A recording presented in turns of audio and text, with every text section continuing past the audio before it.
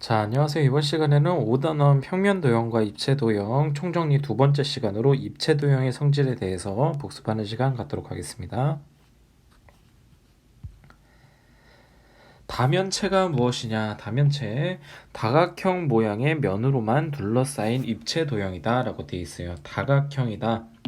우리가 뭐 삼각형, 사각형, 오각형 이런 애들을 다각형이라고 하고요. 원 이런 애는 다각형이라고 말하지 않습니다.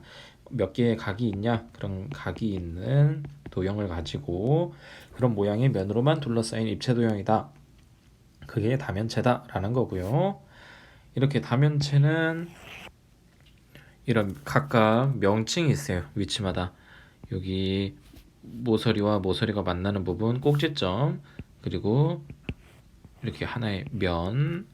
우리가 평면도형에서는 변이 있었는데 이제 입체도형이니까 면도 있고 모서리도 있고 꼭지점도 있고 이런 각각의 명칭들 알아두고요.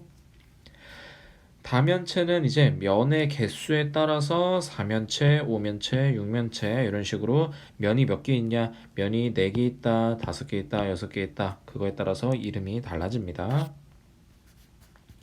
각불대라는 거 볼게요. 각불대.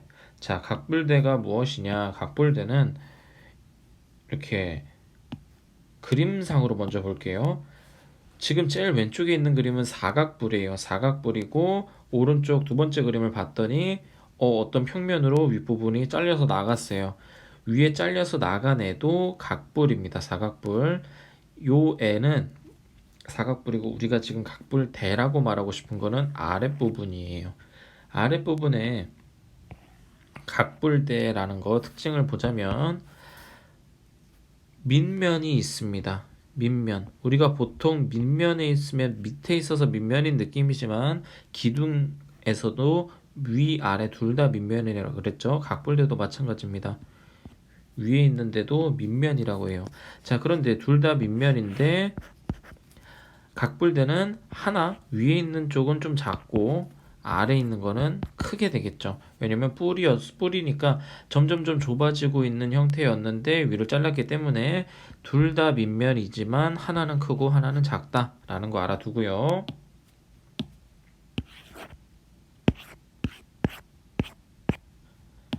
자, 그리고 각각 위치의 명칭을 보자면 밑면과 밑면이 수직인 거리, 수직 길이 여기를 높이라고 얘기를 하고요.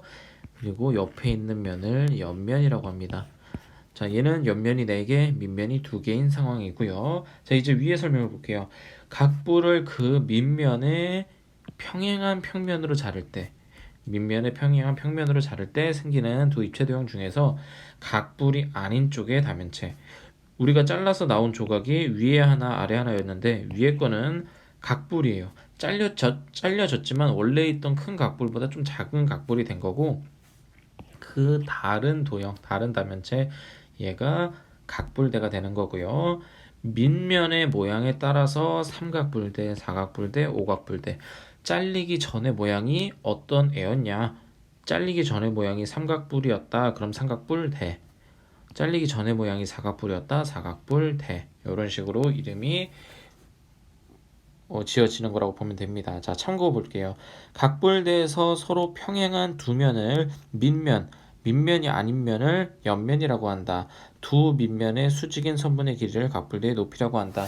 자, 이거 아까 요 그림 보면서 명칭 설명했던 거에 대한 설명이네요. 정다면체 보도록 하겠습니다. 정다면체. 다면체에서는 이 정다면체라는 게 제일 중요하고 정다면체의 성질이 뭐냐? 모든 면이 합동인 정다각형이고, 자, 그냥 다각형이 아니라 정다각형이에요. 뭐 정삼각형, 정사각형, 정오각형 요런 애들 그런 정다각형이고 각 꼭지점에 모인 면의 개수가 모두 같은 다면체. 자, 요거 중요합니다. 각 꼭지점에 모인 면의 개수가 모두 같다. 그래서 우리 정사면체는 꼭지점에 모인 면의 개수가 요 그림처럼 3개다. 정팔면체는 4개, 정이십면체는 5개였다. 자, 그리고 삼각형으로 이루어진 애들이 정사면체, 정팔면체, 정이십면체로 세 가지가 있었고, 정사각형으로 이루어진 것 정육면체가 있었어요. 얘도 한 꼭지점에 모이는 면의 개수 3개, 정 12면체 얘 한 꼭지점에 모이는 면의 개수 3개였습니다. 그래서 삼각형으로 이루어진 것 정사면체, 정팔면체, 정이십면체, 정사각형으로 이루어진 것 정육면체, 정오각형으로 이루어진 것 정십이면체, 이렇게 총 5개가 정다면체다. 정다면체는 총 5개밖에 없다라는 겁니다.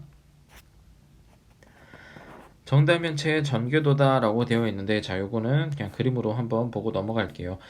이거는 그냥 일반적인 모양을 만들어 놓은 거지, 다면체를 항상 꼭 이 모양의 전궤도를 써야 된다라는 건 아니에요. 예를 들어서 정육면체 모양을 이런 식으로 만들어도 이것도 정육면체의 전개도, 이 아래 것도 정육면체의 전개도 똑같은 거예요. 뭐 정사면체에서 요 부분 삼각형을 떼다가 이렇게 붙여도 되는 거고, 그래서 이런 모양이 전개도라고 나와도 되는 거고, 그냥 우리가 지금 여기 지금 교과서에서 이 모양을 만들어 놓은 이유는, 요 그림으로 봤을 때 정사면체, 정육면체, 정팔면체의 특징을 가장 잘 살려놨기 때문에 그냥 요런 모양을 해 놓은 것이지, 꼭 전개도를 이 모양으로만 그려야 된다, 이건 아닙니다. 회전체 볼게요. 자, 회전체의 성질. 회전체다. 회전체는 무엇이냐면 평면 도형을 한 직선을 축으로, 어떤 걸 축으로 해서 1회전 시켰다. 그때 만들어지는 도형을 회전체라고 한다라는 겁니다. 회전체는 어떤 축을 가지고 1회전을 시켰을 때 나오는 입체 도형이 회전체가 된다라는 거고요. 지금 요 모양, 원기둥 모양처럼 보이는 이 모양은 어떤 걸 1회전 시킨 거냐면 이 L이라는 축을 가지고 있다고 하고, 이런 직사각형을 한 바퀴 1회전 시켰을 때 이런 모양이 나오는 겁니다. 원기둥의 모양. 그럼 요 원뿔의 모양은 어떤 걸 1회전 시킨 거냐면 이렇게 생긴 직각 삼각형의 모양을 1회전 시켰을 때 원뿔의 모양이 나오는 거고요. 자, 그래서 어떤 걸 축으로 만들었냐, 어떤 축이냐, 그걸 회전축이다라는 이름을 사용하고요. 모선이라는 게 있습니다. 모선. 자, 모선은 이런 어떤 회전체의 모양으로 입체 도형이 만들어졌을 때 요 테두리의 한 변, 이 선만 가지고 한 바퀴를 돌렸을 때 옆면이 나오게 되는, 이 선을 가지고 한 바퀴를 돌렸을 때 옆면이 나오게 되는 선을 가지고 모선이라고 합니다. 그래서 회전체에서 한 선분이 1회전하여 옆면을 만들었다. 그 선분을 모선이라고 한다라는 거고요. 원뿔대 보도록 하겠습니다. 자, 우리가 앞에서 각뿔대 봤었죠. 원뿔대랑 각뿔대랑 똑같습니다. 똑같은데 원래 모양이 각뿔이었냐, 원래 모양이 원뿔이었냐, 그 차이로 원뿔대냐 각뿔대냐만 나뉘는 거예요. 그래서 이렇게 밑면과 평행한 평면으로 또 이렇게 잘려 나갔고요. 위에 있는 건 원뿔, 우리가 원뿔대라고 하는 건 아래에 있는 거라고 했었죠. 그 각각의 명칭을 볼게요. 아까 없었던 이름 하나만 추가돼요. 밑면, 위에가 좀 작은 밑면, 아래가 좀 큰 밑면, 이것도 똑같았었고, 옆면이 존재했다라는 거 똑같았었고, 밑면까지의 거리, 높이라는 거 말했었고, 아까 없었던 건 모선입니다. 모선이 무엇이라고 했냐면 얘를 한 바퀴 돌렸을 때 옆면이 만들어진다, 그걸 모선이라고 했었죠. 그래서 여기 있는 요 한 선분을 우리가 모선이라고 하는 거다라는 것만 알아두면 되겠습니다. 원뿔대에서 서로 평행한 두 면을 밑면이 아닌 면을 옆면이라고 하고, 두 밑면의 수직인 선분의 길이를 원뿔대의 높이라고 한다. 자, 이거 아까 봤던 내용인데 각뿔대에서 원뿔대라고 이름만 바뀌고 나머지 설명이 똑같습니다. 자, 회전체의 성질 볼게요. 회전축을 회전축과 수직인 평면으로 잘랐다. 회전축을 포함하는 평면으로 잘랐다. 우리 요거 어떤 도형이 나오는지 봤었습니다. 수업 시간에. 그래서 회전축의 수직으로 잘랐을 때 생기는 모양은 항상 원이다. 회전축을 포함하는 평면으로 잘랐을 때 모양은 모두 합동이 되고 그 회전축을 대칭축으로 하는 선대칭 도형이다 라고 되어 있어요. 자, 회전축의 수직인 평면으로 잘랐을 때 나오는 거 지금 단면이 다 원 이렇게 나왔고요. 지금 회전축을 포함하게 잘랐을 때는 원기둥은 사각형, 원뿔은 삼각형, 구는 원 이런 식으로 나왔어요. 자, 선대칭 도형이 무엇이냐라고 저번에 이것도 설명했었는데 어떤 선이 있고 그 좌우가 똑같이 생겼다라는 거예요. 이 왼쪽이 이렇게 생겼으면 오른쪽도 만약에 여기가 3cm다. 3cm. 여기가 만약에 뭐 6cm다. 여기도 6cm. 여기가 3cm. 여기도 3cm. 자, 이런 식으로 요 선 얘를 기준으로 왼쪽과 오른쪽이 다 거울을 본 것 마냥 똑같이 생겼다. 요게 선대칭 도형이다 라는 겁니다. 선을 기준으로 양쪽이 서로 대칭이 되는 도형이다 라는 뜻이에요. 자, 회전체의 전개도 원기둥의 전개도를 볼게요. 원기둥의 전개도 원기둥 위 아래 두 개의 밑면이 있으니까 그 밑면 그려줘 놓고 옆면을 따로 이렇게 그려줬습니다. 자, 원뿔의 전개도는 펼쳤을 때 하나의 부채꼴과 그 밑면이 하나였으니까 밑면이 한 개 이렇게 나오게 됩니다. 자, 여기서 우리가 길이를 넓이, 부피 이런 거 구할 때 주의사항이 요 부분 원뿔의 밑면의 둘레랑 이걸 전개도로 펼쳤을 때 옆면의 이 가로 길이 이게 서로 같았었다라는 게 있었고요. 원뿔을 펼쳤을 때는 원뿔의 요 호의 길이 원뿔의 호의 길이와 부채꼴의 호의 길이와 이 원의 둘레 요게 서로 같았었다라는 게 있었죠. 자, 그래서 기둥의 건널비를 구하는 걸 배웠었습니다. 기둥의 건널비다. 자, 건널비는 어떻게 구하냐면 밑면이 두 개 있으니까 밑넓이 두 개 그리고 옆넓이 이렇게 구했었어요. 그래서 우리가 어떻게 좀 쉽게 구했었냐면은 요 옆면에 요 높이와 이 입체 모양으로 봤을 때 얘 둘레 이 둘레가 지금 여기 표시한 요 둘레가 옆면의 가로 길이라고 했으니까 밑면의 둘레 곱하기 요 옆면의 높이 가로 세로가 되는 거죠. 평면으로 보자면 가로 세로.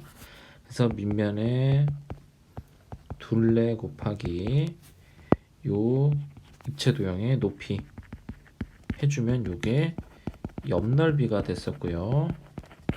여기에다가 요 삼각형 넓이 밑넓이 하나 9에다가 곱하기 2 해줘서 얘를 다 더해줬다. 그러면 기둥의 건널비가 됐었다라는 겁니다. 자, 기둥의 부피는 구하기 쉬워요. 밑넓이 구해주고 그거의 높이만 곱해주면 되는 거예요. 곱해주면 된다. 그래서 이렇게 넘어가고요. 뿔의 건널비 구해볼게요. 뿔.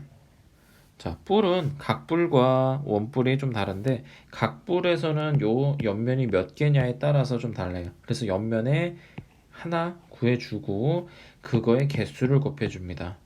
그걸 옆넓이라고 볼 거고요. 그리고 밑면은 한 개가 있을 테니까 밑넓이 한 개 구해서 더해줍니다. 자, 요 원뿔에서는 옆넓이를 구할 때 요 부채꼴의 넓이를 구해주고요. 부채꼴을 옆넓이라고 생각하고 구해주고 밑넓이를 구해다가 더해준다. 그럼 뿔의 건넓이가 된다라는 거였습니다. 자, 이제 뿔의 부피는 아까 그 기둥의 부피를 구해준 다음에 3분의 1만 더 곱해주면 돼요. 뿔이다. 그리고 뿔의 부피다. 그러면 3분의 1만 기억해주면 됩니다. 그래서 이것도 우리 수업 시간에 그 물을 원뿔 모양의 그 통에다가 물을 붓고 그거를 기둥에 원기둥에다가 부었을 때 물이 자 여기다가 물을 꽉 채워가지고 여기다가 이렇게 부었을 때 우리 3분의 1만큼만 물이 찼었던 영상 봤었던 거 기억나죠? 그거 기억나야 되고요. 여기 3분의 1이 그래서 나왔었다라는 거 했었어요. 구의 건널비. 자, 구의 건널비. 이거 우리 수업 시간에 뭐 봤었냐면 프로 양만두라고 하면서 오렌지 껍질 까던 그 학생 기억나죠? 그래서 원에 그 오렌지의 껍데기를 깠더니 원이 4개가 나왔었다. 원 하나의 넓이는 파이 r의 제곱인데 이게 4개가 있으니까 9의 건널비는 4파이 r의 제곱이 된다 라고 설명을 했었습니다. 자, 9의 부피예요. 9의 부피. 9의 부피의 공식은 3분의 4 파이 r의 세제곱인데 요거는 구하는 과정이 수업 시간에 했었지만 그거를 다시 하기에는 좀 복잡할 수 있으니까 요거는 우리가 외우는 걸로 할게요. 3분의 4 파이 r의 세제곱. 이게 부피고요. 넓이는 아까 말했듯이 파이 r의 제곱이 4개 있다. 그래서 4파이 r의 제곱이다 라고 되는 거고요. 지금 이 둘의 차이만 보자면 넓이에서 부피로 갈 때 r이 하나 늘었고요. 그리고 3분의 1이 더 늘었습니다. 그래서 3분의 4 파이 r의 세제곱이 된 것입니다. 자, 이렇게만 보고 오늘 복습은 여기까지 마무리하도록 하겠습니다. 자, 수고하셨습니다.